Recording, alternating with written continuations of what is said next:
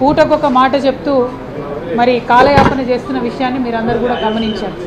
మరి పూటకొక మాట చెప్తున్నటువంటి సందర్భంలో మూసీ పరివాహక ప్రాంతంలో ఉన్నటువంటి పేద వాళ్ళ ఇళ్ల మీద పడి ప్రభుత్వం చేసినటువంటి విధ్వంసాన్ని కూడా తెలంగాణ ప్రజలందరూ కూడా చాలా బాధతోని చాలా ఆవేదనతోని చూసి గమనించడం జరిగింది.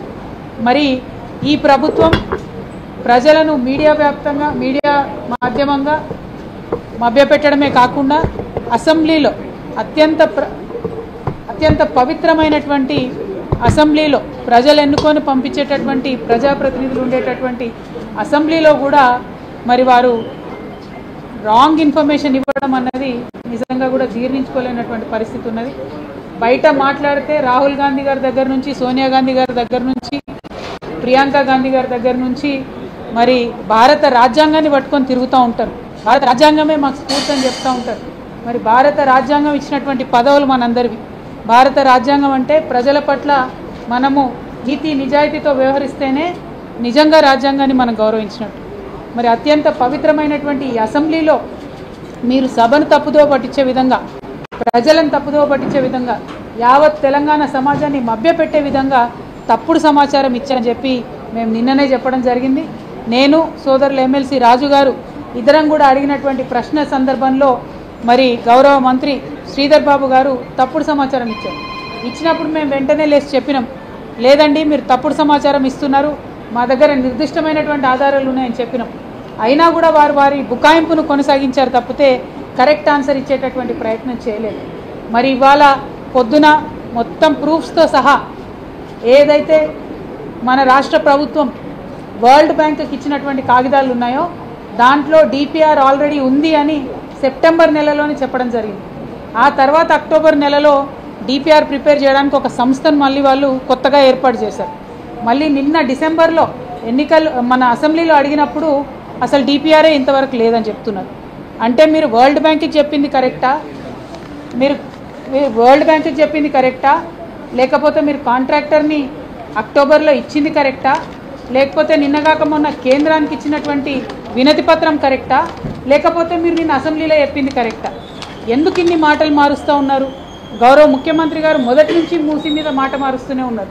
దాని కొనసాగింపుగా ఇవాళ వారి యావత్ మంత్రివర్గం కూడా మాట మారుస్తూ తప్పుడు మాటలు చెప్తూ బుకాయించేటటువంటి ప్రయత్నం చేస్తూ ఉన్నారు. మరి ఈ ప్రయత్నాన్ని మేము తీవ్రంగా నిరసిస్తూ ఉన్నాం. మా దగ్గర ఉన్నటువంటి ఆధారాలు ఇచ్చిన తర్వాత కూడా వారు ఆ బుకాయింపు కొనసాగించకుండా అసెంబ్లీకి వచ్చి వారు జవాబు చెప్పాలి. కరెక్ట్గా వరల్డ్ బ్యాంక్ ఏం అడిగారు, నిజంగా ఈ మూసీ ప్రాజెక్ట్ ఎందుకోసం, ప్రజల కోసమా, రియల్ ఎస్టేట్ వ్యక్తుల కోసమా, ఎందుకోసం ఈ ప్రాజెక్ట్ అన్నటువంటిది ఈ ప్రభుత్వం మాకు క్లారిటీ ఇవ్వాలని చెప్పి మేము డిమాండ్ చేస్తూ ఉన్నాం. మరి వారు వచ్చి క్లారిటీ ఇవ్వడానికి ప్రతిపక్షంగా ప్రజాస్వామ్యంలో మాకు ఇచ్చినటువంటి హక్కు ప్రివిలేజ్ మోషన్ అని ఉంటుంది, సభా హక్కుల నోటీసు, దాన్ని మేము ప్రభుత్వం మీద ఇవాళ ఇవ్వడం జరిగింది. బీఆర్ఎస్ పార్టీ ఎల్పీ తరఫున మేము ఇవాళ నోటీస్ ఇవ్వడం జరిగింది. ఆ నోటీస్కి స్పందించి ప్రభుత్వం వచ్చి జవాబు చెప్తుందని, ఇప్పటికైనా నిజాలు చెప్తుందని చెప్పి మేము ఆశిస్తూ ఉన్నాం. ఇప్పటికీ కూడా నిజం చెప్పకపోతే ఈ అసెంబ్లీ సాక్షిగా కూడా మీరు అబద్ధం ఆడితే ప్రజా కోర్టులో మాత్రం మీకు శిక్ష తప్పదని చెప్పి మేము ప్రభుత్వాన్ని హెచ్చరిక చేస్తూ, మేము ఇచ్చినటువంటి ప్రివిలేజ్ మోషన్ని మీరు ఒక ఆయుధంగా వాడుకోండి, వచ్చి మీరు క్లారిటీగా ప్రజలకు చెప్పండి, మూసీలో మీరు ఏం చేయబోతున్నారో చెప్పండి.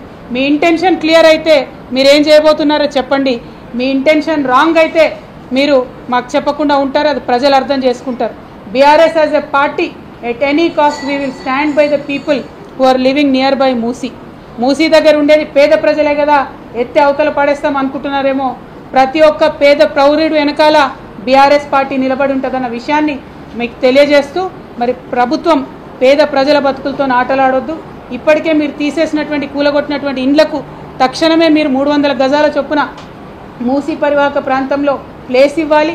వారు మరి ఈఎంఐలు కట్టుకోలేని పరిస్థితిలో ఉన్నారు, వారి ఈఎంఐలకు సంబంధించి ప్రభుత్వం బాధ్యత తీసుకోవాలని చెప్పి డిమాండ్ చేస్తూ, మరి ఇట్లాంటి పేద ప్రజల వ్యతిరేకమైనటువంటి ప్రయత్నాన్ని విరమించుకొని ప్రివిలేజ్ మోషన్కి రెస్పాండ్ అయ్యి తక్షణమే అసెంబ్లీలో వైట్ పేపర్ పెట్టాలి, టోటల్ మూసీ ప్రాజెక్టులో క్లారిటీ ఇవ్వాలని చెప్పి ప్రభుత్వాన్ని డిమాండ్ చేస్తూ ఉన్నాం. జై తెలంగాణ. జై తెలంగాణ.